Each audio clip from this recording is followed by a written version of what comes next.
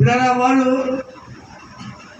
నచ్చినగా బోధ కావాలి.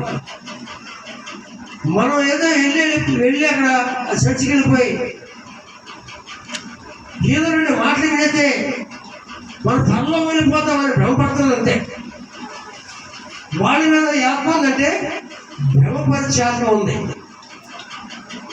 ఈ భ్రమపరిచే ఆత్మ వారికి ఏం చెప్తుందంటే ఏదో కొన్ని మాటలు అయితే సరిపోతుందిలే అనుకున్నట్లుగా ఉన్నారు. ఈ విత్తనము, ఈ వాక్యము వారి జీవితాన్ని పక్కతో చెప్తున్నాడు. కొంత తలలోనే సరిపోతుంది, పట్టించుకోరు.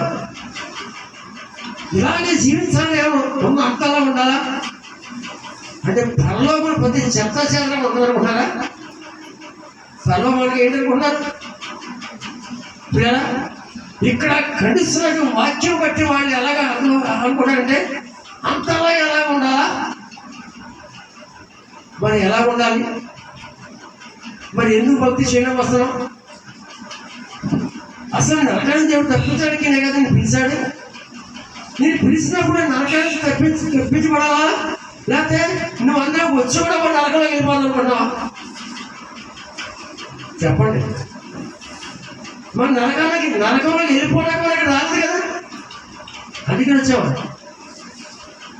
చెప్పండి. నరకానికి తప్పించబడాలని వచ్చావా? పర్వాలేదు వెళ్ళిపోతే ఏదో అవుతుంది, ఏదో లాటరీ కనుక్కున్నాను ఇది మనకి ఏదో సీట్ వచ్చేస్తే మనం తెలిసిపోతాం అన్నట్టుగా కాదు ప్రియమైన దేవుడు. ఎందుకంటే చివరి దినాల్లో తన అనుకూలమైన బోధ సమకూర్చే దినాన్ని